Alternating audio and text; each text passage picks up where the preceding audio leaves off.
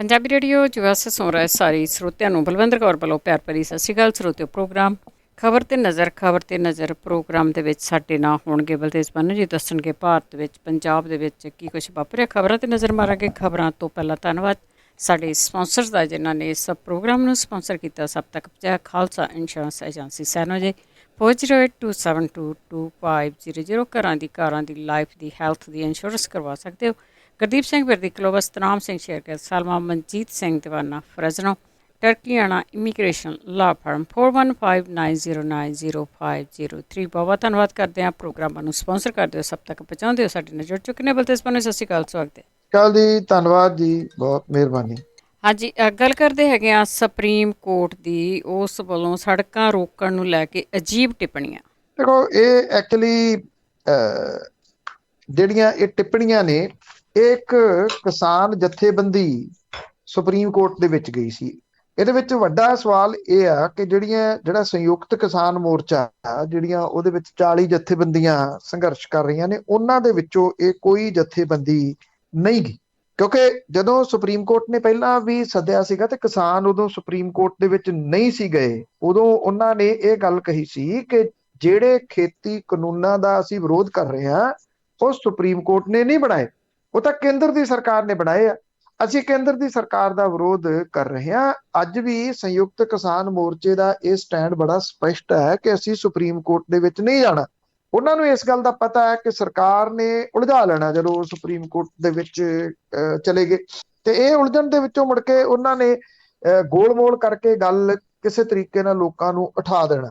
ਹੁਣ ਸਰਕਾਰ ਕੀ ਕਰਦੀ ਹੈ, ਕਿਸੇ ਨਾ ਕਿਸੇ ਜਥੇਬੰਦੀ ਨੂੰ ਲਿਜਾ ਕੇ ਉਹ ਸੁਪਰੀਮ ਕੋਰਟ 'ਚ ਲੈ ਜਾਂਦੀ ਹੈ। ਕਦੇ ਤਾਂ ਉਹ ਲੈ ਜਾਂਦੀ ਆ ਜਿਹੜੇ ਉੱਥੇ ਇਹ ਬਣਾ ਕੇ ਜੀ, ਇਹ ਉੱਥੇ ਨੇੜੇ ਤੇੜੇ ਰਹਿੰਦੇ ਆ ਲੋਕ, ਇਹ ਬੜੇ ਤੰਗ ਹੋ ਗਏ।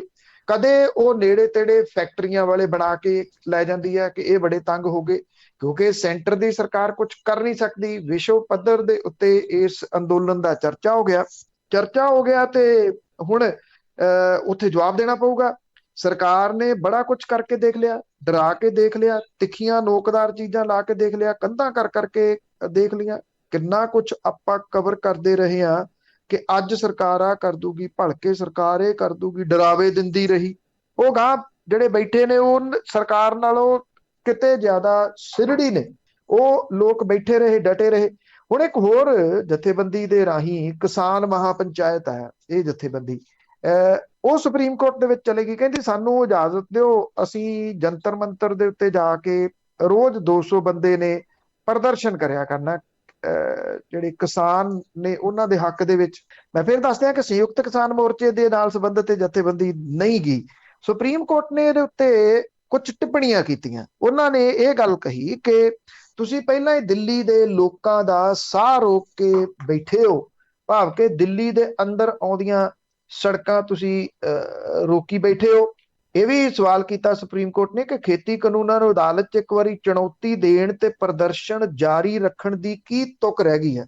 ਕਿਸੇ ਸੰਯੁਕਤ ਕਿਸਾਨ ਮੋਰਚੇ ਦੀ ਜਥੇਬੰਦੀ ਨੇ ਸੁਪਰੀਮ ਕੋਰਟ ਦੇ ਵਿੱਚ ਖੇਤੀ ਕਾਨੂੰਨਾਂ ਨੂੰ ਚੁਣੌਤੀ ਨਹੀਂ ਦਿੱਤੀ।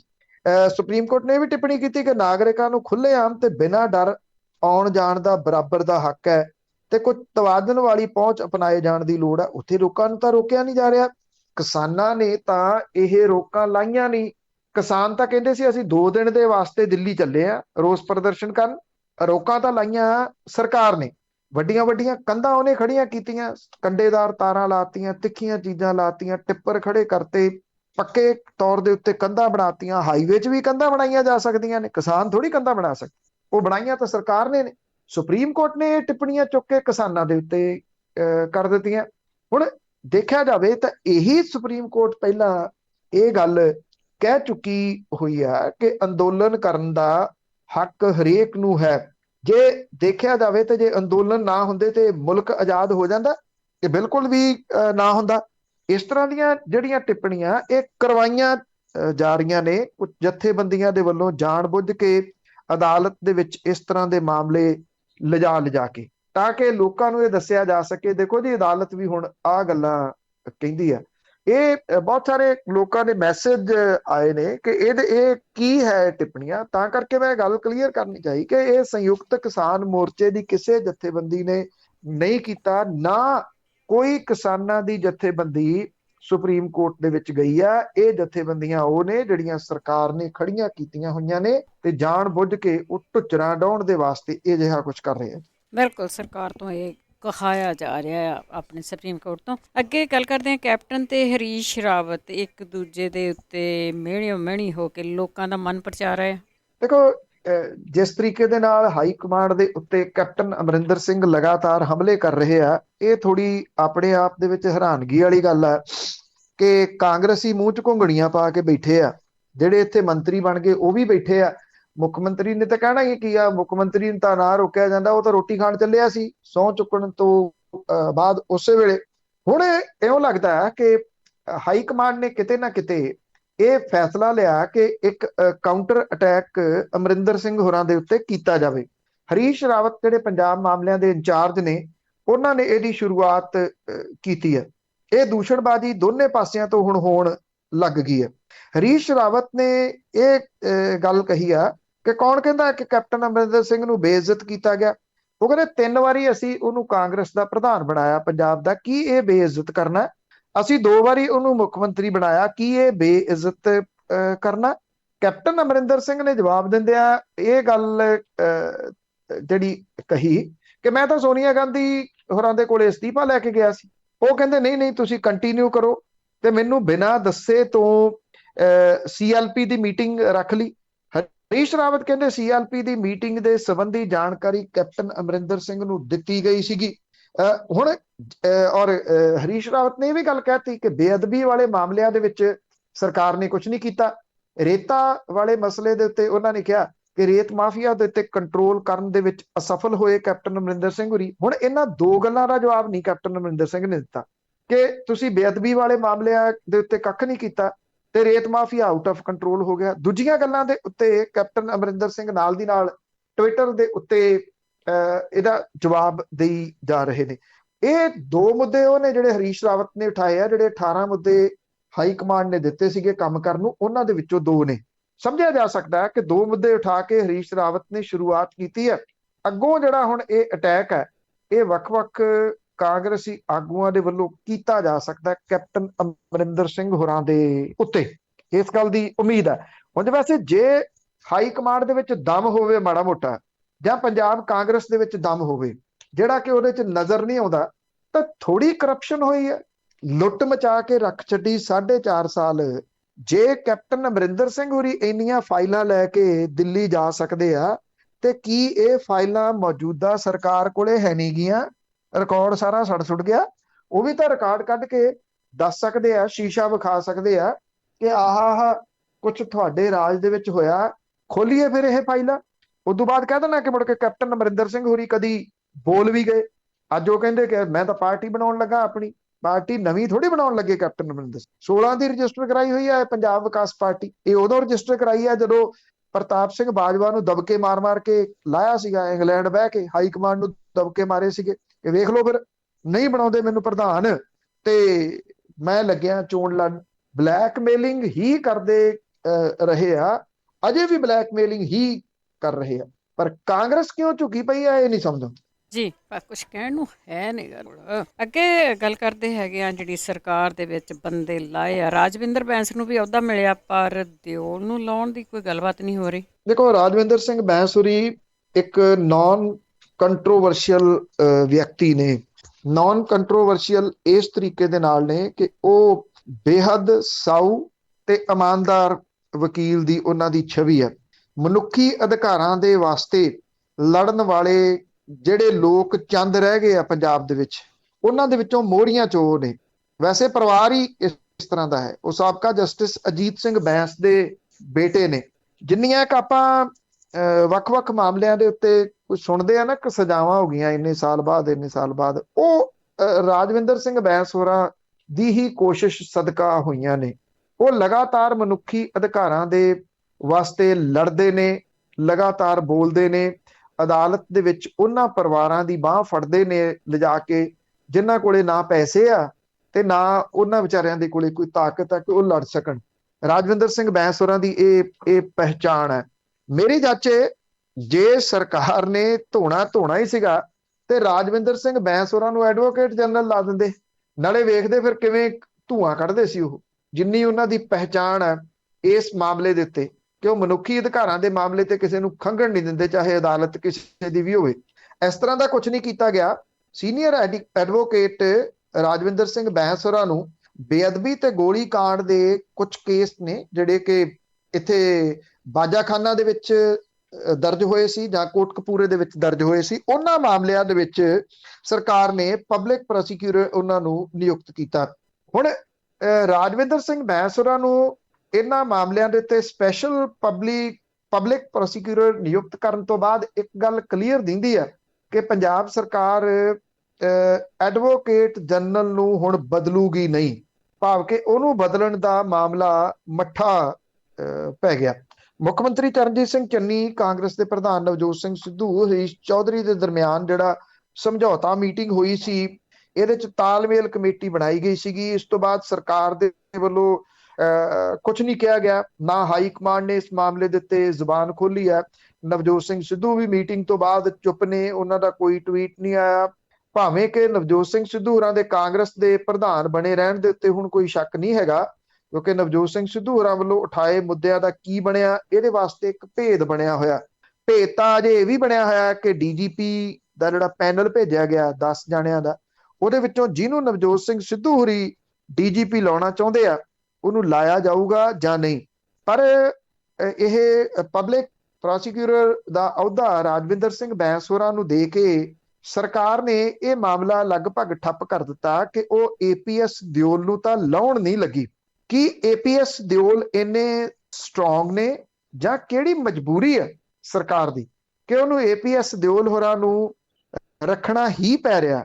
ਇਹ ਬੜਾ ਵੱਡਾ ਇੱਕ ਪੁਆਇੰਟ ਹੈ, ਕਿਉਂਕਿ ਏਪੀਐਸ ਦਿਓਲ ਜਿੱਥੇ ਸਮੇਧ ਸੈਣੀ ਨੂੰ ਵੱਖ-ਵੱਖ ਕੇਸਾਂ ਦੇ ਵਿੱਚ ਰਿਪਰੈਜ਼ੈਂਟ ਕਰਦੇ ਰਹੇ ਅਦਾਲਤਾਂ ਦੇ ਵਿੱਚ, ਔਰ ਜਿਹੜੀ ਨਵੇਕਲੀ ਬਲੈਂਕਟ ਬੇਲ ਮਿਲੀ ਆ ਉਹ ਲੈ ਕੇ ਜਿਹੜੀ ਦਿੱਤੀ ਆ ਉਹਨਾਂ ਨੇ ਸਮੇਧ ਸੈਣੀ ਨੂੰ, ਉਹ ਏਪੀਐਸ ਦਿਓਲ ਹੋਰਾਂ ਨੇ ਲੈ ਕੇ ਦਿੱਤੀ ਯਾਰ। ਇਸ ਤੋਂ ਇਲਾਵਾ ਕੈਪਟਨ ਅਮਰਿੰਦਰ ਸਿੰਘ ਹੋਰਾਂ ਦੇ ਜਿਹੜਾ ਸਿਟੀ ਸੈਂਟਰ ਵਾਲਾ ਘੁਟਾਲਾ ਸੀ, ਉਸ ਮਾਮਲੇ ਦੇ ਵਿੱਚ ਉਹ ਉਹਨਾਂ ਦੇ ਵਕੀਲ ਵੀ ਰਹੇ ਆ।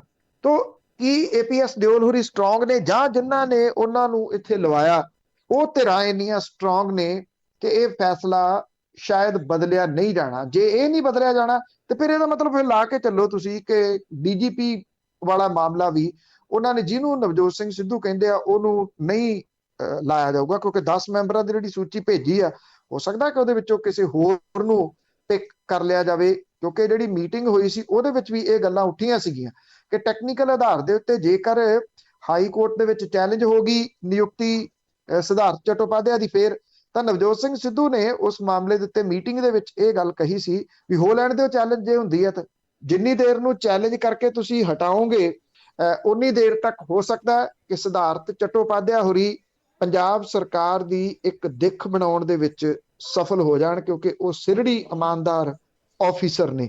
ਇਹ ਆਈ ਥਿੰਕ ਕਿਤੇ ਨਾ ਕਿਤੇ ਜਿਹੜੇ ਬੇਅਦਬੀ ਮਾਮਲਾ ਹੈ, ਤੁਸੀਂ ਦੇਖੋ ਕਿ ਉਹਦੇ ਤੋਂ ਕੈਪਟਨ ਅਮਰਿੰਦਰ ਸਿੰਘ ਹੋਰਾਂ ਨੇ ਤਾਂ ਡੱਕਾ ਨਹੀਂ ਤੋੜਿਆ। ਹੁਣ ਜਿਹੜੇ ਨਵੇਂ ਬਣੇ ਮੁੱਖ ਮੰਤਰੀ ਨੇ ਜਾਂ ਉਹਨਾਂ ਦੇ ਜਿਹੜੇ ਮੰਤਰੀ ਨੇ, ਕਹਾਣੀ ਤਾਂ ਕਿਤੇ ਨਾ ਕਿਤੇ ਉੱਥੇ ਕੀ ਅਟਕੀ ਹੋਈ ਹੈ ਨਾ, ਉੱਥੋਂ ਮੂਵ ਨਹੀਂ ਕਰ ਰਹੀ। ਉਹ ਮੂਵ ਨਾ ਕਰਨ ਦਾ ਜਿਹੜਾ ਪ੍ਰਮੁੱਖ ਰੀਜ਼ਨ ਇਹ ਹੈ ਕਿ ਇਹ ਤਰ੍ਹਾਂ ਬੜੀਆਂ ਸਟਰੋਂਗ ਨੇ ਜੀ। ਜੀ ਅੱਛਾ ਤਾਂ ਹੈਗਾ ਹੋ ਰਿਹਾ ਆ। ਅੱਗੇ ਗੱਲ ਕਰਦੇ ਹੈਗੇ ਆ ਝੋਨੇ ਦੀ ਖਰੀਦ ਦੀ। ਕੇਂਦਰ ਨੇ ਉਹ 11 ਤਰੀਕ ਤੱਕ ਰੋਕੀ। ਆਮ ਤੌਰ ਦੇ ਉੱਤੇ ਜਿਹੜਾ ਝੋਨਾ ਹੈ ਇਹ 1 ਅਕਤੂਬਰ ਤੋਂ ਇਹਦੀ ਖਰੀਦ ਸ਼ੁਰੂ ਹੋ ਜਾਂਦੀ ਹੈ। ਸਰਕਾਰ ਨੇ ਕੀ ਕੀਤਾ, ਰਾਤ ਨੂੰ ਚਿੱਠੀ ਜਾਰੀ ਕੀਤੀ 30 ਵਾਲੀ ਰਾਤ ਨੂੰ 1 ਤਰੀਕ ਦੇ ਸਰ ਲੇਟ ਨਾਈਟ ਜਾਰੀ ਕੀਤੀ। ਉਸ ਚਿੱਠੀ ਦੇ ਵਿੱਚ ਇਹ ਹੁਕਮ ਚਾੜ ਦਿੱਤਾ ਕਿ 1 ਤਰੀਕ ਤੋਂ ਝੋਨੇ ਦੀ ਖਰੀਦ ਨਹੀਂ ਹੋਊਗੀ, ਬਲਕਿ ਇਹ ਖਰੀਦ 11 ਤਰੀਕ ਤੋਂ ਹੋਊਗੀ। ਤਰਕ ਇਹਦੇ ਵਿੱਚ ਇਹ ਦਿੱਤਾ ਗਿਆ ਕਿ ਜੀ ਨਮੀ ਆ ਝੋਨੇ ਦੇ ਵਿੱਚ, ਕਿਉਂਕਿ ਮੌਨਸੂਨ ਲੇਟ ਗਈ ਆ, ਇਸ ਕਰਕੇ ਉਹ ਨਮੀ ਵਾਲਾ ਝੋਨਾ ਸੰਭਵ ਨਹੀਂਗਾ ਕਿ ਸਰਕਾਰ ਉਹਨੂੰ ਖਰੀਦੇ। ਦੇਖੋ, ਜੇ ਝੋਨਾ ਨਮੀ ਵਾਲਾ ਹੈ ਤੇ ਉਹਦੇ ਵਾਸਤੇ ਕੁਝ ਨਵੀਆਂ ਚੀਜ਼ਾਂ ਜਾਰੀ ਕੀਤੀਆਂ ਜਾ ਸਕਦੀਆਂ ਸੀ। ਉਹਨੂੰ 2 ਵਾਰ ਪੱਖਾ ਲਾ ਲਓ, ਜਾਂ ਨਵੀਂ ਕਿੰਨੀ ਵਾਲਾ ਝੋਨਾ ਉਹਦੇ ਉੱਤੇ ਕੋਈ ਛੋਟ ਦਿੱਤੀ ਜਾ ਸਕਦੀ ਸੀ। ਪਰ ਕਿਉਂਕਿ ਕੇਂਦਰ ਦੀ ਸਰਕਾਰ ਤਾਂ ਤੰਗ ਕਰਨਾ ਚਾਹੁੰਦੀ ਹੈ ਨਾ ਔਰ ਕਿਸਾਨਾਂ ਨੂੰ, ਉਹ ਕੋਈ ਮੌਕਾ ਹੱਥੋਂ ਨਹੀਂ ਜਾਣ ਦਿੰਦੀ। ਜਦੋਂ ਕਿਸਾਨਾਂ ਦੇ ਗਲ ਦੇ ਵਿੱਚ ਗੂਠਾ ਨਹੀਂ ਦਿੰਦੀ। ਪਿਛਲੇ ਸਾਲ ਦੀ ਜੇ ਆਪਾਂ ਗੱਲ ਕਰੀਏ ਤਾਂ ਪਿਛਲੇ ਸਾਲ 10 ਅਕਤੂਬਰ ਤੱਕ ਟੋਟਲ ਜਿਹੜਾ ਝੋਨਾ ਪੰਜਾਬ ਦਾ, ਉਹਦੇ ਵਿੱਚੋਂ 20% ਝੋਨਾ ਮੰਡੀਆਂ ਦੇ ਵਿੱਚ ਆ ਚੁੱਕਿਆ ਹੋਇਆ ਸੀ। ਹੁਣ ਜਦੋਂ 11 ਤਰੀਕ ਨੂੰ ਝੋਨੇ ਦੀ ਖਰੀਦ ਸ਼ੁਰੂ ਹੋਊਗੀ, ਕੁਝ ਡਿਲੇ ਤਾਂ ਕਿਸਾਨ ਕਰਨਗੇ ਕਿਸੇ ਨਾ ਕਿਸੇ ਰੂਪ ਚ। ਹਾਲਾਂਕਿ ਜਿਹੜਾ ਝੋਨਾ ਤਿਆਰ ਹੈ, ਪੱਕ ਗਿਆ ਹੋਇਆ, ਉਹਨੂੰ ਕੰਬਾਈਨਾਂ ਦੇ ਨਾਲ ਹੀ ਕਿਉਂਕਿ ਕੱਟਿਆ ਜਾਂਦਾ ਸਾਰਾ ਝੋਨਾ, ਤੇ ਉਹਨੂੰ ਕੱਟਣ ਦੇ ਵਾਸਤੇ ਕਿੰਨੇ ਕੁ ਦਿਨ ਉਹ ਇੰਤਜ਼ਾਰ ਕਰਨਗੇ। ਜੇ ਇੰਤਜ਼ਾਰ ਬਹੁਤਾ ਕਰਨਗੇ ਤੇ ਉਦੋਂ ਤੱਕ ਮੌਸਮ ਵੀ ਖਰਾਬ ਹੋ ਸਕਦਾ। ਜੇ ਉਹ ਲਿਆਉਂਦੇ ਆ ਤੇ ਮੰਡੀਆਂ ਦੇ ਵਿੱਚ ਬੈਠੇ ਪ੍ਰਾਈਵੇਟ ਖਰੀਦਦਾਰ ਉਹ ਆਪਣੇ ਮਨਪਸੰਦ ਰੇਟ ਦੇ ਉੱਤੇ ਚੁੱਕਣਗੇ ਉਹਨੂੰ, ਤੇ ਕਿਸਾਨ ਮਜਬੂਰ ਹੋਊਗਾ ਉਹਨੂੰ ਵੇਚਣ ਦੇ ਵਾਸਤੇ ਉਹਨਾਂ ਮਨਪਸੰਦ ਰੇਟਾਂ ਦੇ ਉੱਤੇ। ਇਹੀ ਤਾਂ ਕਹਾਣੀ ਆ ਜਿਹੜੀ ਅਸਲ ਦੇ ਵਿੱਚ ਹੋਣੀ ਆ, ਤੇ ਉਹਦੇ ਟਰਾਇਲ ਬਾਰ-ਬਾਰ ਕਿਸਾਨਾਂ ਨੂੰ ਦਿਖਾਏ ਜਾ ਰਹੇ ਆ। ਇਹ ਵੇਖ ਲਓ, ਫਿਰ ਆ ਜੋ ਤੁਸੀਂ ਕਰਨਾ ਉਹ ਕਰ ਲਓ, ਪਰ ਏਦਾਂ ਅਸੀਂ ਚੁੱਕਣਾ ਨਹੀਂ। ਇਹ ਐਮਐਸਪੀ ਸੀ, ਐਮਐਸਪੀ ਹੈ, ਐਮਐਸਪੀ ਰਹੂਗੀ, ਇਹ ਦਾਅਵਾ ਕਰਨ ਵਾਲੇ ਹੌਲੀ-ਹੌਲੀ ਕਰਕੇ ਹੱਥ ਪਛਾਹ ਖਿੱਚੀ ਤੁਰੇ ਜਾਂਦੇ ਆ। ਕਿਸਾਨਾਂ ਨੂੰ ਆਖੋ ਜਾਂ ਕਿਸਾਨਾਂ ਦੇ ਹਮਾਇਤੀ ਜਿਹੜੇ ਨੇ ਉਹ ਇਸ ਗੱਲ ਨੂੰ ਸੁਣ ਕੇ ਗਲ ਪੈਂਦੇ ਆ ਕਿ ਕਿਸਾਨਾਂ ਨੂੰ ਅੱਜ ਭਲਕ ਕੁਝ ਸਮੇਂ ਦੇ ਵਿੱਚ ਇਹਨਾਂ ਰਵਾਇਤੀ ਫਸਲਾਂ ਤੋਂ ਮੂੰਹ ਮੋੜਨਾ ਪਊਗਾ। ਜੇ ਪੰਜਾਬ ਝੋਨਾ ਲਾਉਂਦਾ ਰਿਹਾ, ਝੋਨਾ ਲਾਉਣ ਜੋਗਾ ਪਾਣੀ ਹੀ ਨਹੀਂ ਰਹਿਣਾ, ਤੇ ਦੂਜਾ ਇਹ ਕਿ ਝੋਨਾ ਤੁਹਾਡਾ ਕਿਸੇ ਨੇ ਚੁੱਕਣਾ ਹੀ ਨਹੀਂ। ਇਹ 11 ਤੋਂ ਗੱਲ ਕਰ ਰਹੇ ਆ, 11 ਤੋਂ ਆ ਜਾਊਗਾ ਹੜ ਝੋਨੇ ਦਾ ਮੰਡੀਆਂ ਦੇ ਵਿੱਚ। ਮੰਡੀਆਂ 'ਚ ਕੋਈ ਥਾਂ ਨਹੀਂ ਰਹਿਣੀ, ਕਿਉਂਕਿ ਇਹ ਤਾਂ ਹੈ ਨਹੀਂਗਾ ਕਿ ਝੋਨਾ ਹੱਥਾਂ ਨਾਲ ਝੜਦਾ ਹੌਲੀ ਹੌਲੀ ਆਉਣਾ। ਇਹ ਤਾਂ ਕੰਬਾਈਨਾਂ ਦੇ ਨਾਲ, ਇੰਨੀ ਕੰਬਾਈਨ ਹੈ ਪੰਜਾਬ ਦੇ ਵਿੱਚ। ਉਹਨਾਂ ਨੇ ਝੋਨਾ ਕੱਟ ਕੇ ਫਿਰ ਜਿਹੜੇ ਪਛੇਤੇ ਝੋਨੇ ਨੇ ਵੱਖ-ਵੱਖ ਸੂਬਿਆਂ ਦੇ ਵਿੱਚ, ਮੱਧ ਪ੍ਰਦੇਸ਼ ਵਗੈਰਾ ਜਾਂ ਉੱਤਰ ਪ੍ਰਦੇਸ਼ 'ਚ, ਉਧਰ ਨੂੰ ਜਾਣਾ ਹੁੰਦਾ, ਤੇ ਇਸ ਕਰਕੇ ਅਰਲੀ ਝੋਨੇ ਕੱਟੇ ਇਹਦੀ ਕਟਾਈ ਹੁੰਦੀ ਹੈ। ਜੇ ਤਾਂ ਕਿਸਾਨ ਸੋਚੂਗਾ ਇਸ ਮਸਲੇ ਦੇ ਉੱਤੇ ਕਿ ਉਹਨੇ ਰਵਾਇਤੀ ਫਸਲਾਂ ਛੱਡ ਕੇ ਦੂਜੀਆਂ ਫਸਲਾਂ ਵੱਲ ਨੂੰ ਮੁੜਨਾ, ਇਹ ਠੀਕ ਹੈ। ਕਿਸਾਨ ਇਹ ਕਹਿੰਦਾ ਕਿ ਮੈਨੂੰ ਉਹਦੇ ਉੱਤੇ ਐਮਐਸਪੀ ਹੈ ਨਹੀਂਗੀ, ਐਮਐਸਪੀ ਨਹੀਂ ਹੈਗੀ, ਪਰ ਤੁਸੀਂ ਐਮਐਸਪੀ ਦੀ ਉਡੀਕ ਦੇ ਵਿੱਚ ਝੋਨਾ ਹੀ ਲਾਈ ਜਾਓਗੇ ਤੇ ਇਹ ਕਿਸੇ ਦਿਨ ਇਹ ਹੋ ਜਾਣਾ। ਐਤਕੀ 11 ਹੋਈ ਹੈ, ਅਗਲੀ ਵਾਰੀ 21 ਹੋ ਜਾਣੀ ਹੈ ਕਿ ਨਹੀਂ ਚੁੱਕਦੇ, ਫਿਰ ਤੁਸੀਂ ਕੀ ਕਰ ਲਓਗੇ? ਜਿਹੜੇ ਲੋਕ ਬੈਠੇ ਮੰਡੀ ਦੇ ਵਿੱਚ ਉਹਨਾਂ ਤੋਂ ਲੁੱਟ ਹੋਊਗੇ। ਬਿਲਕੁਲ, ਹੁਣ ਕਿਨਾਰਾ ਕਰ ਲੈਣਾ ਚਾਹੀਦਾ। ਹੁਣ ਤਾਂ ਇੰਨਾ ਕੁਝ ਹੋ ਗਿਆ ਇਹਨਾਂ ਚੀਜ਼ਾਂ। ਅੱਗੇ ਗੱਲ ਕਰਦੇ ਹੈਗੇ ਆ ਗੁਲਾਬੀ ਸੁੰਡੀ ਦੀ। ਉਸ ਦੇ ਮਾਰੇ ਕਿਸਾਨਾਂ ਨੇ ਮਾਨਸਾ ਦੇ ਵਿੱਚ ਧਰਨਾ ਲਾਇਆ। ਦੇਖੋ, ਪੰਜਾਬ ਦੇ ਵਿੱਚ ਕਦੀ ਚਿੱਟੀ ਸੁੰਡੀ, ਕਦੀ ਨੀਲੀ ਸੁੰਡੀ, ਇਹ ਹੁਣ ਗੁਲਾਬੀ ਸੁੰਡੀ ਆ ਗਈ ਹੈ ਜੀ। ਸੁੰਡੀਆਂ ਦੇ ਰੰਗ ਬਹੁਤ ਨੇ। ਆਪਾਂ ਦੇਖਿਆ ਸੀਗਾ ਟਿੱਡਿਆਂ ਦਾ ਹਮਲਾ ਹੋ ਗਿਆ ਸੀ ਪਿੱਛੇ ਜੇ, ਟਿੱਡੀ ਦਲ ਆਣ ਪਿਆ ਸੀਗਾ, ਉਹ ਜਿੱਥੇ ਬਹਿੰਦਾ ਫਸਲ ਚਟਮ ਕਰ ਜਾਂਦਾ, ਜਿਹਦੇ ਲਈ ਪੀਪੇ ਖੜਕਾਏ ਜਾ ਰਹੇ ਸੀਗੇ। ਅਸਲ ਦੇ ਵਿੱਚ ਜਿਹੜੀ ਸਮੱਸਿਆ ਹੈ ਇਹ ਨਕਲੀ ਕੀਟਨਾਸ਼ਕ ਦਵਾਈਆਂ ਦੀ ਹੈ। ਤੁਹਾਨੂੰ ਜੇ ਯਾਦ ਹੋਵੇ ਤਾਂ ਪੰਜਾਬ ਦੇ ਵਿੱਚ ਨਕਲੀ ਕੀਟਨਾਸ਼ਕ ਦਵਾਈ ਦਾ ਘੁਟਾਲਾ ਸਾਹਮਣੇ ਆਇਆ ਸੀ, ਤੇ ਇਹਦੇ ਵਿੱਚ ਸ਼ਰੇਆਮ ਨਾਮ ਬੋਲਦਾ ਸੀ ਤੋਤਾ ਸਿੰਘ ਹੋਰਾਂ ਦਾ। ਕੈਪਟਨ ਅਮਰਿੰਦਰ ਸਿੰਘ ਹੋਰਾਂ ਦੀ 75-25 ਵਾਲੀ ਸਰਕਾਰ ਆ ਗਈ ਤੇ ਉਹਨਾਂ ਨੇ ਕੱਖ ਵੀ ਨਾ ਕੀਤਾ ਇਸ ਮਸਲੇ ਦੇ ਉੱਤੇ, ਭਾਵ ਕਿ ਇਸ ਮਸਲੇ ਨੂੰ ਛੋਇਆ ਹੀ ਨਹੀਂ। ਅੰਨਾ ਪੈਸਾ ਉਦੋਂ ਇਕੱਠਾ ਕੀਤਾ ਇਹਨਾਂ ਲੋਕਾਂ ਨੇ, ਕਿਉਂਕਿ ਇਹ ਕਿਸੇ ਨੂੰ ਇਹ ਲੱਗਦਾ ਹੋਵੇ ਕਿ ਕਿਉਂਕਿ ਕਿਤੇ ਚਰਚਾ ਹੁੰਦਾ ਤਾਂ ਫਿਰ ਗੱਲ ਆਉਂਦੀ ਹੈ ਨਾ ਕਿ ਏਡਾ ਵੱਡਾ ਕਾਰੋਬਾਰ ਹੈ ਇਹ ਨਕਲੀ ਕੀਟਨਾਸ਼ਕ ਦਵਾਈਆਂ ਦਾ, ਬੰਦਾ ਸੋਚ ਵੀ ਨਹੀਂ ਸਕਦਾ। ਕਰੋੜਾਂ ਰੁਪਈਏ ਦਾ ਇਹ ਕਾਰੋਬਾਰ ਹੈ। ਜਿਹੜਾ ਕਿਸਾਨ ਹੈ ਉਹਦੇ ਕੋਲੇ ਨਾ ਜਾਣਕਾਰੀ ਹੈ, ਨਾ ਉਹ ਜਾਣਕਾਰੀ ਲੈਣੀ ਚਾਹੁੰਦਾ। ਉਹ ਜਾਂਦਾ ਦੁਕਾਨ ਦੇ ਉੱਤੇ ਤੇ ਉੱਥੇ ਜਾ ਕੇ ਕਹਿੰਦਾ ਵੀ ਐਸ ਰੰਗ ਦੀ ਸੁੰਡੀ ਮੇਰੀ ਫਸਲ ਨੂੰ ਪੈ ਗਈ। ਉਹ ਕਹਿੰਦਾ ਅੱਛਾ ਫਿਰ ਆਹ ਲੈ ਜਾ, ਇਹਦਾ ਬਣਾ ਕੇ ਘੋਲ ਤੇ ਤੂੰ ਉਹਦੇ ਉੱਤੇ ਕਰ ਦੇ। ਜਿਹੜਾ ਉਹ ਦਵਾਈ ਉਹਨੂੰ ਦਿੰਦਾ ਦੁਕਾਨ ਵਾਲਾ, ਉਹ ਦਵਾਈ ਉਹ ਆ ਵੀ ਜੇ ਤਾਂ ਨੇਮ ਬ੍ਰਾਂਡ ਦੀ ਕੋਈ ਦਵਾਈ ਹੋਵੇ, ਉਹਦੇ ਵਿੱਚੋਂ ਜੇ ਉਹ 500 ਰੁਪਏ ਦੀ ਦਵਾਈ ਆ ਤੇ ਦੁਕਾਨ ਵਾਲੇ ਨੂੰ 50 ਰੁਪਏ ਬਚਣੇ ਆ। ਜਿਹੜੀ ਇਦਾਂ ਦੀ ਦਵਾਈ ਉਹ ਦਿੰਦਾ, ਉਹ ਘੱਟੋ ਘੱਟ ਅੱਧੋ ਅੱਧ ਉਹਦਾ ਹੁੰਦਾ ਕਿ ਅੱਧੇ ਪੈਸੇ ਤੇਰੇ ਤੇ ਅੱਧੇ ਪੈਸੇ ਮੇਰੇ। ਇਹ ਨਕਲੀ ਕੰਪਨੀਆਂ ਜਿਨ੍ਹਾਂ ਦੀ ਕੋਈ ਰਜਿਸਟ੍ਰੇਸ਼ਨ ਨਹੀਂ, ਜਦੋਂ ਇਹ ਕੀਟਨਾਸ਼ਕ ਨਕਲੀ ਘੁਟਾਲਾ ਸਾਹਮਣੇ ਆਇਆ ਤੇ ਉਦੋਂ ਇਹ ਗੱਲਾਂ ਸਾਹਮਣੇ ਆਈਆਂ ਸੀ। ਜਿਹੜੇ ਕੰਪਨੀ ਦੇ ਐਡਰੈਸ ਦਿੱਤੇ ਹੋਏ ਸੀ ਉਹ ਹੈ ਹੀ ਨਹੀਂ, ਦੂਜੇ ਸੂਬਿਆਂ ਦੀਆਂ ਕੰਪਨੀਆਂ ਦੇ ਐਡਰੈਸ ਦਿੱਤੇ ਹੋਏ ਸੀ। ਜੇ ਯਾਦ ਹੋਵੇ ਤਾਂ ਇੱਕ ਸਕਾਰਪੀਓ ਫੜੀ ਗਈ ਸੀ ਮੋਗੇ ਦੇ ਕੋਲ, ਪੈਸੇ ਨਾਲ ਭਰੀ ਹੋਈ। ਉਹ ਪੈਸਾ ਕਿੱਥੇ ਜਾ ਰਿਹਾ ਸੀਗਾ ਸਭ ਨੂੰ ਪਤਾ। ਉਹ ਪੈਸਾ ਕੀਟਨਾਸ਼ਕ ਦਵਾਈਆਂ ਦੀਆਂ ਕੰਪਨੀਆਂ ਦਾ ਸੀਗਾ, ਉਦੋਂ ਦੇ ਮੰਤਰੀ ਨੂੰ ਜਾ ਰਿਹਾ ਸੀਗਾ। ਹੁਣ ਵਾਲੇ ਮੰਤਰੀਆਂ ਨੂੰ ਵੀ ਜਾਂਦਾ ਹੋਊਗਾ, ਕਿਉਂਕਿ ਜਦੋਂ ਧੰਦਾ ਕਰਨਾ ਫਿਰ ਮਿਲ ਕੇ ਕਰਨਾ ਪੈਂਦਾ। ਇਹ ਗੁਲਾਬੀ ਸੁੰਡੀ ਨੇ ਇਸ ਵੇਲੇ ਚਟਮ ਕਰਤੇ ਜੀ ਡਿਸਟ੍ਰਿਕਟ, ਬਹੁਤ ਬੁਰੇ ਤਰੀਕੇ ਦੇ ਨਾਲ ਇਹ ਮਰੀ ਆ ਇਹ ਕਾਟਨ ਬੈਲਟ। ਜਿੰਨੀਆਂ ਖੁਦਕੁਸ਼ੀਆਂ ਇਸ ਕਾਟਨ ਬੈਲਟ ਦੇ ਉੱਤੇ ਹੋਈਆਂ ਨੇ, ਹੋਰ ਕਿਸੇ ਏਰੀਆ ਦੇ ਵਿੱਚ ਇੰਨੀਆਂ ਖੁਦਕੁਸ਼ੀਆਂ ਨਹੀਂ ਹੋਈਆਂ। ਕੈਂਸਰ ਸਭ ਤੋਂ ਵੱਧ ਕਾਟਨ ਬੈਲਟ ਤੇ ਆ, ਜਿਹੜੀ ਕਿ ਕੈਂਸਰ ਬੈਲਟ ਬਣ ਗਈ ਹੈ। ਜਿਹੜੀ ਇਥੋਂ ਬਠਿੰਡੇ ਤੋਂ ਟ੍ਰੇਨ ਚੱਲਦੀ ਆ ਬੀਕਾਨੇਰ ਨੂੰ ਜਾਂਦੀ ਹੈ ਕੈਂਸਰ ਟ੍ਰੇਨ, ਉਹ ਇਸ ਏਰੀਏ ਦੀ ਹੋਈ ਕੈਂਸਰ ਟ੍ਰੇਨ ਹੈ। ਇੰਨੀ ਕੁ ਸਪਰੇਅ ਕੀਤੀ ਗਈ, ਇੰਨੀਆਂ ਕੀਟਨਾਸ਼ਕ ਦਵਾਈਆਂ ਪਾਈਆਂ ਗਈਆਂ ਕਿ ਉਹ ਬੰਦਿਆਂ ਦੇ ਉੱਤੇ ਹੀ ਸਿੱਧਾ ਅਸਰ ਕਰਨ ਲੱਗ ਗਈਆਂ। ਹੁਣ ਇਹ ਨਕਲੀ ਦਵਾਈਆਂ ਦੇ ਝੰਬੇ ਕਿਸਾਨ ਜਿਨ੍ਹਾਂ ਦੀ ਫਸਲ ਤਬਾਹ ਹੋ ਗਈ ਨਰਮੇ ਦੀ, ਉਹ ਜਾਣ ਤਾਂ ਕਿੱਧਰ ਜਾਣ। ਮੁਕਤਸਰ, ਫਾਜ਼ਿਲਕਾ, ਫਰੀਦਕੋਟ, ਮਾਨਸਾ, ਬਠਿੰਡਾ, ਇਹਨਾਂ ਜ਼ਿਲ੍ਹਿਆਂ ਦੇ ਕਿਸਾਨਾਂ ਨੇ ਮਾਨਸੇ ਦੇ ਵਿੱਚ ਧਰਨਾ ਲਾਇਆ। ਪੰਜਾਬ ਦੇ ਵਿੱਤ ਮੰਤਰੀ ਮਨਪ੍ਰੀਤ ਸਿੰਘ ਬਾਦਲ ਦੇ ਜੱਦੀ ਘਰ ਬਾਦਲ ਪਿੰਡ ਦੇ ਵਿੱਚ ਅਣਮਿੱਥੇ ਸਮੇਂ ਦਾ ਮੋਰਚਾ ਸ਼ੁਰੂ ਕਰ ਲਿਆ ਗਿਆ। ਉਹਨਾਂ ਦੀ ਸਿਹਤ ਦੇ ਉੱਤੇ ਕੀ ਇਹਦਾ ਅਸਰ ਪੈਂਦਾ ਕਿ ਕੋਈ ਮੋਰਚਾ ਲੱਗਿਆ, ਉਹ ਕਹਿੰਦੇ ਜਿੱਥੇ ਬਾਕੀ ਬੈਠੇ ਆ ਉੱਥੇ ਤੁਸੀਂ ਬੈਠੇ ਰਹੋ, ਸਾਡੀ ਸਿਹਤ ਦੇ ਉੱਤੇ ਤਾਂ ਕੋਈ ਅਸਰ ਹੀ ਨਹੀਂ। ਧਰਨਾਕਾਰੀ ਕਹਿੰਦੇ ਆ ਕਿ ਇਹਦੀ ਗਿਰਦੌਰੀ ਕਰਾਓ ਤੇ ਗਿਰਦੌਰੀ ਕਰਾ ਕੇ ਸਾਨੂੰ ਮੁਆਵਜ਼ਾ ਦਿਓ। ਮੁਆਵਜ਼ਾ ਇਹਨਾਂ ਲੋਕਾਂ ਨੇ ਕੀ ਦੇਣਾ ਜਿਨ੍ਹਾਂ ਦੇ ਕੋਲੇ ਆਪਣੀਆਂ ਕਾਰਾਂ ਲੈਣ ਦੇ ਵਾਸਤੇ ਪੈਸੇ ਨੇ, ਲੋਕਾਂ ਦੇ ਵਾਸਤੇ ਤਾਂ ਖਜ਼ਾਨਾ ਖਾਲੀ ਹੈ। ਹੁਣ ਸਵਾਲ ਇਹ ਆ ਕਿ ਇਹ ਜਿਹੜੀ ਗੁਲਾਬੀ ਸੁੰਡੀ ਦੇ ਝੰਬੇ ਕਿਸਾਨ, ਉਹ ਖੁਦਕੁਸ਼ੀਆਂ ਨਹੀਂ ਕਰਨਗੇ ਤੇ ਹੋਰ ਕੀ ਕਰਨਗੇ? ਮੁੜ ਕੇ ਸਰਕਾਰ ਇਹ ਕਹੂਗੀ ਖੁਦਕੁਸ਼ੀ ਕਰਨ ਵਾਲੇ ਪਰਿਵਾਰ ਨੂੰ ਅਸੀਂ ਇੰਨੇ ਪੈਸੇ ਦੇ ਦਿਆਂਗੇ। ਉਹ ਪਰਿਵਾਰ ਗੇੜੇ ਕੱਢੂਗਾ ਡਿਪਟੀ ਕਮਿਸ਼ਨਰਾਂ ਦੇ, ਤੇ ਡਿਪਟੀ ਕਮਿਸ਼ਨਰ ਦੇ ਦਫ਼ਤਰ ਦੇ ਬਾਹਰ ਬੈਠਾ ਚਪੜਾਸੀ ਉਹਨੂੰ ਉੱਥੋਂ ਉਹਦੇ ਕਾਗਜ਼ ਪੱਤਰ ਚੈੱਕ ਕਰਕੇ ਭੇਜ ਦੂਗਾ ਕਿ ਨਹੀਂ ਤੁਹਾਡਾ ਮੁਆਵਜ਼ਾ ਬਣਦਾ ਹੀ ਨਹੀਂ, ਕਿਉਂਕਿ ਡਿਪਟੀ ਕਮਿਸ਼ਨਰ ਤੱਕ ਉਹ ਜਾਣ ਹੀ ਨਹੀਂ ਦਿੰਦਾ। ਜੀ ਜੀ, ਬਾਕੀ ਸਿਸਟਮ ਤਾਂ ਉਹੀ ਰਹਿਣਾ ਹੈ, ਹੋਰ ਤਾਂ ਕੁਝ ਨਹੀਂ ਬਦਲਣਾ। ਤੇ ਮੁੰਬਈ ਦਾ ਸਾਬਕਾ ਪੁਲਿਸ ਮੁਖੀ ਆ ਜਿਹੜਾ, ਉਹ ਕਹਿੰਦੇ ਲੱਭ ਹੀ ਨਹੀਂ ਰਿਹਾ, ਗਵਾਚ ਗਿਆ। ਦੇਖੋ ਇਹ ਬੜਾ ਕਿਉਂਕਿ ਮੈਟਰੋ ਸਿਟੀ ਆ ਐਡੀ ਵੱਡੀ, ਔਰ ਉਹਦੀ ਪੁਲਿਸ ਨੂੰ ਜਿਹੜਾ ਸਾਬਕਾ ਕਮਿਸ਼ਨਰ ਆ ਉਹੀ ਨਹੀਂ ਲੱਭ ਰਿਹਾ ਪਰਮਬੀਰ ਸਿੰਘ। ਉਹਦੇ ਖਿਲਾਫ ਹੁਣ ਲੁੱਕ ਆਊਟ ਨੋਟਿਸ ਕੱਢਿਆ ਗਿਆ।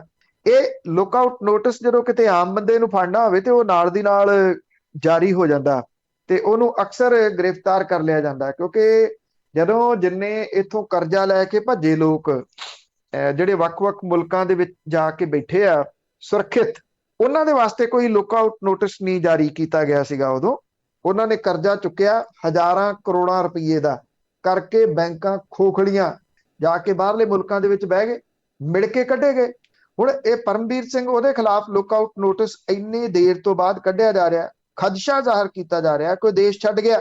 ਇਹ ਕਿਹਾ ਗਿਆ ਮਹਾਰਾਸ਼ਟਰ ਦੇ ਗ੍ਰਹਿ ਮੰਤਰੀ ਦਲੀਪ ਵਾਲਿਸ ਪਾਟਿਲ ਦੇ ਵੱਲੋਂ ਕਿ ਪਰਮਬੀਰ ਦੇਸ਼ ਵਿੱਚੋਂ ਨਿਕਲ ਸਕਦਾ। ਹਾਲਾਂਕਿ ਉਹਨੇ ਇਹ ਵੀ ਕਿਹਾ ਕਿ ਇਹਦੀ ਕੋਈ ਠੋਸ ਜਾਣਕਾਰੀ ਹੈ ਨਹੀਂ ਗੀ।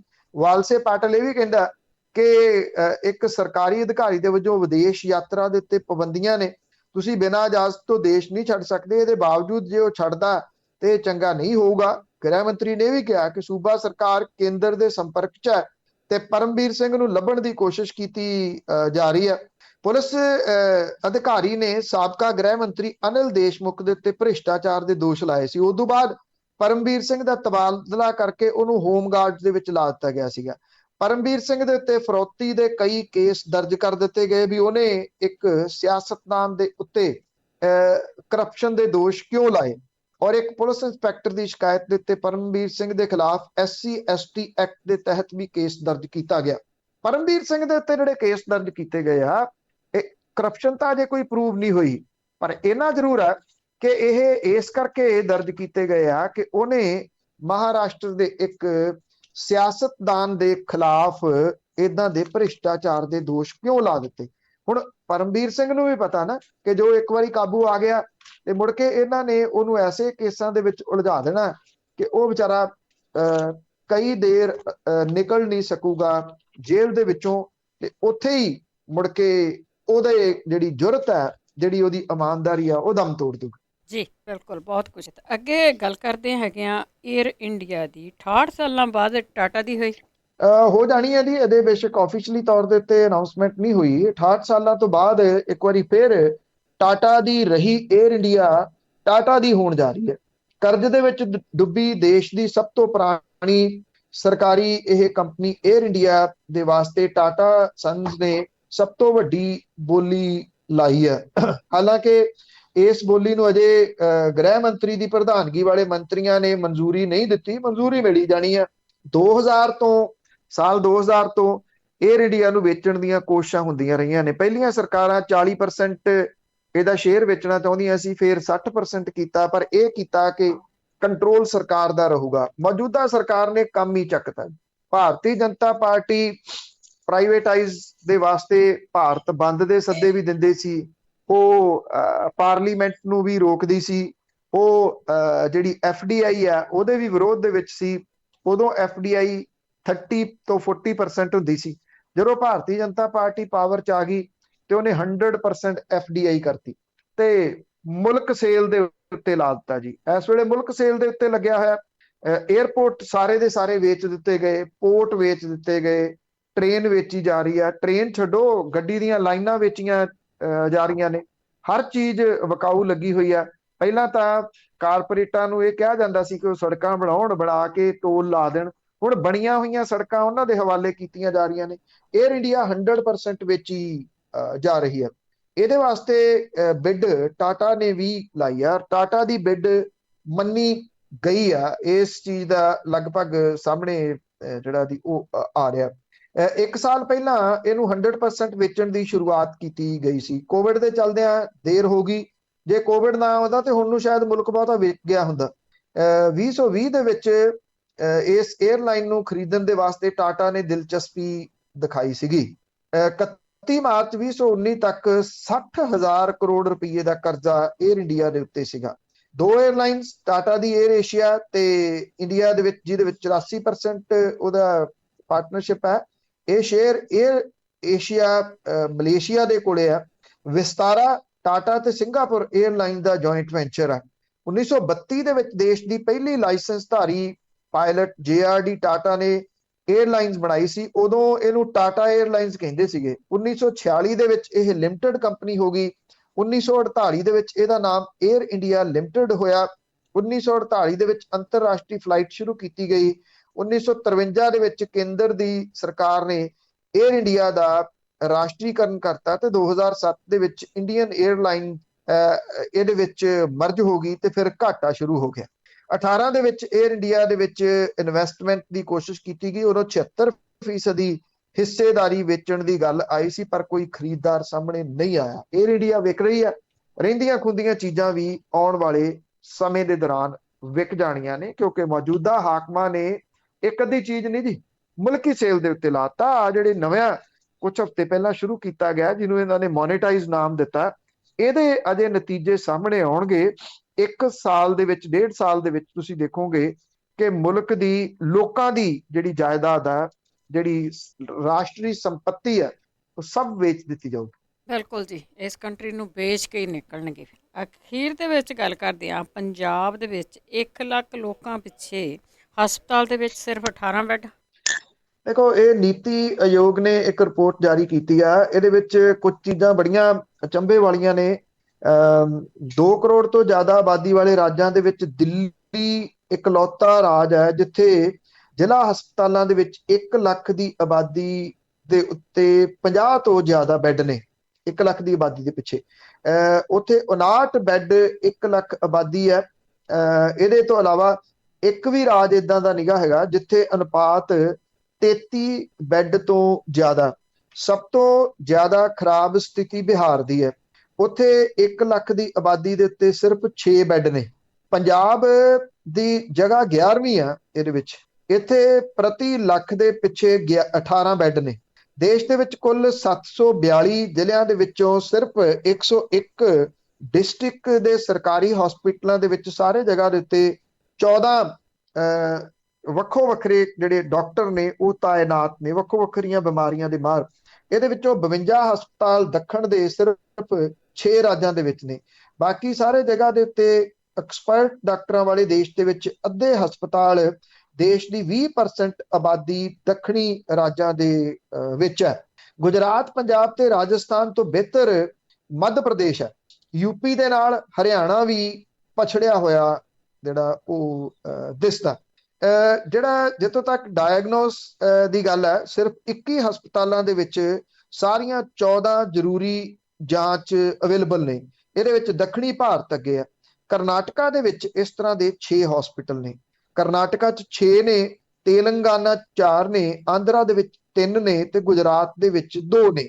ਦਿੱਲੀ, ਮਹਾਰਾਸ਼ਟਰ, ਮਿਜ਼ੋਰਮ, ਰਾਜਸਥਾਨ, ਤਾਮਿਲਨਾਡੂ ਤੇ ਦਾਦਰ ਨਗਰ ਹਵੇਲੀ ਦੇ ਵਿੱਚ ਸਿਰਫ ਇੱਕ ਹਸਪਤਾਲ ਹੈ। ਪੰਜਾਬ ਦੇ ਵਿੱਚ ਇੱਕ ਵੀ ਨਹੀਂਗਾ। OPD ਜਿੱਥੇ ਰੋਜ਼ ਡਾਕਟਰ ਦੇਖਦੇ ਆ ਜੀ, ਉਹ ਤਾਮਿਲਨਾਡੂ ਦੇ ਵਿੱਚ 47 ਨੇ, UP ਚ 43 ਨੇ, ਚੰਡੀਗੜ੍ਹ ਚ 43 ਨੇ, ਬਿਹਾਰ ਦੇ ਵਿੱਚ 35 ਨੇ, ਗੁਜਰਾਤ ਦੇ ਵਿੱਚ 32 ਨੇ, ਦਿੱਲੀ ਚ 30 ਨੇ, ਮੱਧ ਪ੍ਰਦੇਸ਼ ਚ 29 ਨੇ, ਕਰਨਾਟਕਾ ਚ 28 ਨੇ, ਭਾਰਤ ਚ ਕੁੱਲ 27 ਨੇ। ਜਿਹੜੇ ਸਪੈਸ਼ਲਿਸਟ ਨੇ, ਜਿੱਥੇ ਵਿਸ਼ੇਸ਼ ਡਾਕਟਰਾਂ ਦੀ ਟੀਮ ਤਾਇਨਾਤ ਹੁੰਦੀ ਹੈ, ਉਹ ਤਾਮਿਲਨਾਡੂ ਚ 17 ਨੇ, ਕਰਨਾਟਕ ਚ 14 ਨੇ, ਪੱਛਮੀ ਬੰਗਾਲ ਚ 11 ਨੇ, ਕੇਰਲਾ ਚ 10 ਨੇ, ਰਾਜਸਥਾਨ ਚ 9 ਨੇ, ਮਹਾਰਾਸ਼ਟਰ ਚ 8 ਨੇ, ਆਂਧਰਾ ਚ 5 ਨੇ, ਗੁਜਰਾਤ ਦੇ ਵਿੱਚ 5 ਨੇ, ਉੜੀਸਾ ਚ 5 ਨੇ ਤੇ ਤੇਲੰਗਾਨਾ ਚ 4 ਨੇ। ਪੰਜਾਬ ਦੇ ਵਿੱਚ ਨਾ OPD ਵਾਲਾ ਕੋਈ ਹਸਪੀਟਲ ਹੈ, ਨਾ ਸਪੈਸ਼ਲਿਸਟ ਦੇ ਵਾਸਤੇ ਸਰਜਰੀ ਜਿਹੜੀ ਹੈ। ਇਹਦੇ ਵਿੱਚ ਦਿੱਲੀ ਦੇ ਵਿੱਚ 547 ਹਸਪੀਟਲ, ਇੱਕ ਡਾਕਟਰ ਸਾਲ ਦੇ ਵਿੱਚ ਜਿੱਥੇ ਸਰਜਰੀ ਕਰ ਰਿਹਾ। ਦਿੱਲੀ ਚ 547 ਨੇ, ਤੇਲੰਗਾਨਾ 491 ਨੇ, ਤਾਮਿਲਨਾਡੂ ਚ 439 ਨੇ, ਹਰਿਆਣੇ ਚ 314 ਨੇ, ਗੁਜਰਾਤ ਚ 300 ਨੇ, ਹਿਮਾਚਲ ਚ 298 ਨੇ, ਰਾਜਸਥਾਨ ਚ 266 ਨੇ, ਚੰਡੀਗੜ੍ਹ ਦੇ ਵਿੱਚ 242 ਨੇ। ਇਹ ਹਾਲਾਤ ਸਰਕਾਰੀ ਹਸਪੀਟਲਾਂ ਦਾ ਹੈ। ਔਰ ਪ੍ਰਾਈਵੇਟ ਹਸਪੀਟਲ ਜਿਹੜੇ 5 ਸਟਾਰ ਨੇ, ਉਹਨਾਂ ਦੇ ਹਾਲਾਤ ਸਭ ਨੂੰ ਪਤਾ ਹੈ ਕਿ ਜਦੋਂ ਉਹਦੇ ਕੋਈ ਨੇੜੇ ਲੰਘ ਜਾਂਦਾ ਤੇ ਉਹਨੂੰ ਪਤਾ ਲੱਗਦਾ ਵੀ ਉਹਦੀ ਜੇਬ ਕੱਟੀ ਗਈ ਹੈ। ਬਿਲਕੁਲ ਜੀ, ਇੰਨੇ ਚਿਰਾਂ ਦਾ ਰਾਜ ਆ 70-75 ਸਾਲ ਦੇ ਵਿੱਚ ਕੀਤਾ। ਬਹੁਤ ਬਹੁਤ ਧੰਨਵਾਦ ਬਲਤੇਜ। ਮਿਹਰਬਾਨੀ ਜੀ, ਧੰਨਵਾਦ ਜੀ, ਸਤਿ ਸ਼੍ਰੀ ਅਕਾਲ। ਸਤਿ ਸ਼੍ਰੀ ਅਕਾਲ ਜੀ। ਤੇ ਸਰੋਤੇ ਸਨ ਬਲਤੇਜ ਪੰਨੂ ਜੋ ਸਾਡੇ ਨਾਲ ਜੁੜਦੇ ਨੇ, ਕਰਦੇ ਨੇ ਖਬਰਾਂ। ਇਸੇ ਦੇ ਨਾਲ ਸਾਡਾ ਅੱਜ ਦਾ ਬੁਲੇਟਿਨ ਹੈ ਤੇ ਸਮਾਪਤ। ਬਲਵਿੰਦਰ ਕੌਰ ਵੱਲੋਂ ਆਪ ਸਭ ਨੂੰ ਹੀ ਸਤਿ ਸ਼੍ਰੀ ਅਕਾਲ।